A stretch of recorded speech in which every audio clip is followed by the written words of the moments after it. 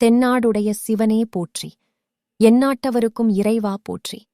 அகிலாண்ட கோடி பிரம்மாண்ட நாயகன் ஆடல் வல்லான் அந்த ஈசனின் பாதம் பணிந்து இந்த உலகெங்கும் வாழும் மெய்யன்பர்களுக்கும் என் அன்பான வணக்கங்கள்.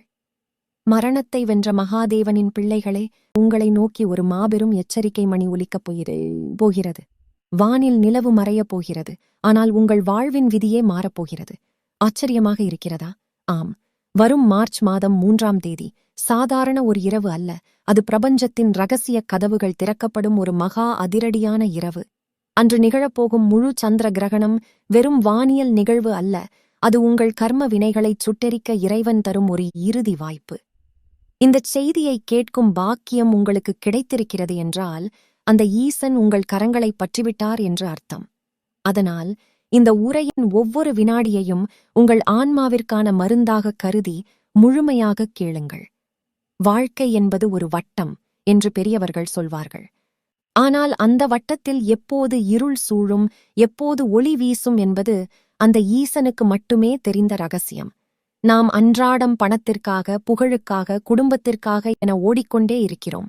நம் ஓட்டம் ஓய்வதே இல்லை. ஆனால் அவ்வப்போது இயற்கை நமக்கு சில எச்சரிக்கைகளையும் சில அற்புதங்களையும் காட்டி, சற்று நில், கவனி என்று சொல்லாமல் சொல்லும். அன்றைய தினம் வெறும் பௌர்ணமி மட்டுமல்ல, வானில் ஒரு மாபெரும் போர் நடக்கப் போகிறது. நிலவை இருள் முழுமையாக விழுங்கப் போகும் இந்த நேரத்தில் உங்கள் தலையெழுத்தை மாற்றும் வல்லமை சிவனுக்கு உண்டு. சிந்தித்துப் பாருங்கள்.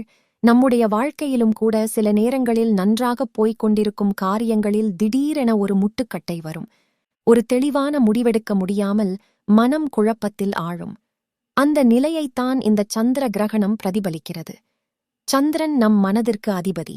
அந்த சந்திரனே இருளில் மூழ்கும்போது நம் மனமும் பலவீனமடைய வாய்ப்பு அதிகம். இந்தச் சூழலில் நாம் செய்யும் ஒரு சின்னத் தவறு நம்முடைய நிம்மதியையும் அடுத்த சில மாதங்களுக்கான நற்பலன்களையும் பாதிக்கும். கடலில் அலைகள் எழுவதற்கும் சந்திரனுக்கும் தொடர்பு உண்டு என்றால் 70% நீராக இருக்கும் மனித உடலுக்கும் சந்திரனுக்கும் தொடர்பு இருக்காதா?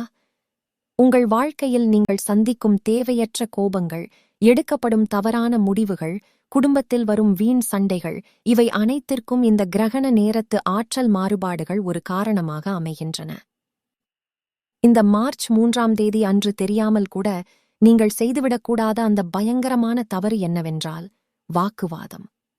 உங்கள் வாழ்க்கை துணையிடமோ அல்லது தொழில் செய்யும் இடத்திலோ யாரையாவது கடுமையாக பேசிவிட்டால் அந்த வார்த்தை உங்கள் வாழ்க்கையையே புரட்டி போட்டுவிடும். அந்த நிமிடக் கோபம் கிரகணத்தின் பிரதிபலிப்பு.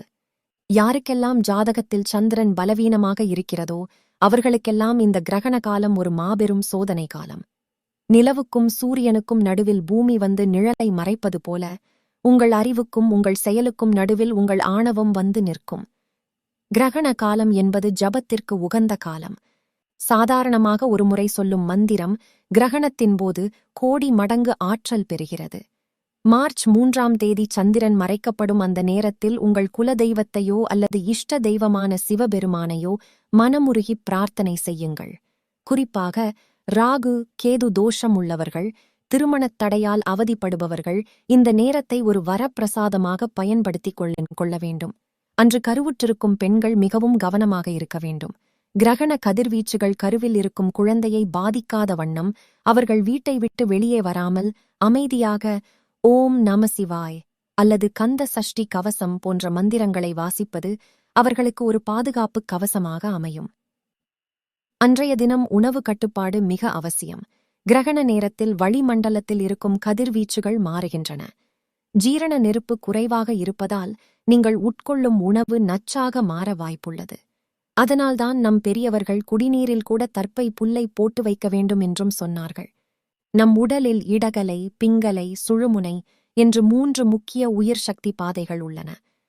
மார்ச் 3ஆம் தேதி அந்த சந்திர கிரகணம் நிகழும்போது பிரபஞ்சத்தில் இருந்து நமக்கு கிடைக்க வேண்டிய அந்த சந்திர ஆற்றல் தற்காலிகமாக தடைபடுகிறது. இந்த இருளை போக்க ஓம் நம சிவாய் என்னும் 5 எழுத்து மந்திரத்தைச் சொல்லுங்கள். இது உங்கள் வாழ்க்கையில் தீராத கடன்கள், நோய்கள் அல்லது மனதிற்குள் ஆறாத வடுக்களை நீக்கும். அதேபோல் மார்ச் 3ஆம் தேதி சந்திரன் மறைக்கப்படும் அந்த சில மணி நேரங்கள் மௌனம் காப்பது மிகச்சிறந்தது. கிரகணம் முடிந்த பிறகு நீங்கள் செய்ய வேண்டிய மிக முக்கியமான காரியம் நீராடல்.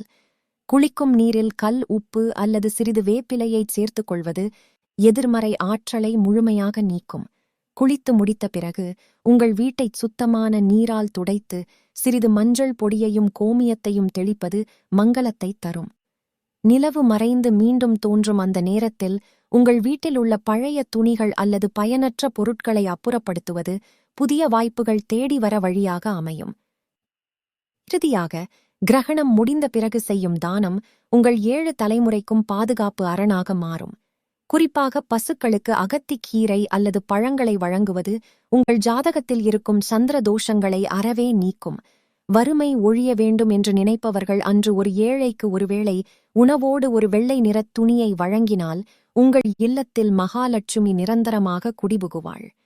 சந்திரன் மனோகாரகன் என்பதால் மன அழுத்தத்தால் பாதிக்கப்பட்டவர்களுக்கு உதவுவது ஈசனுக்கு மிகவும் பிடித்தமான செயலாகும். மார்ச் 3ஆம் தேதி வானில் சந்திரன் மீண்டு வரும்போது உங்கள் வாழ்க்கையிலும் ஒரு மாபெரும் ஒளி பிறக்கட்டும். தென்னாடுடைய சிவனே போற்றி, எந்நாட்டவருக்கும் இறைவா போற்றி.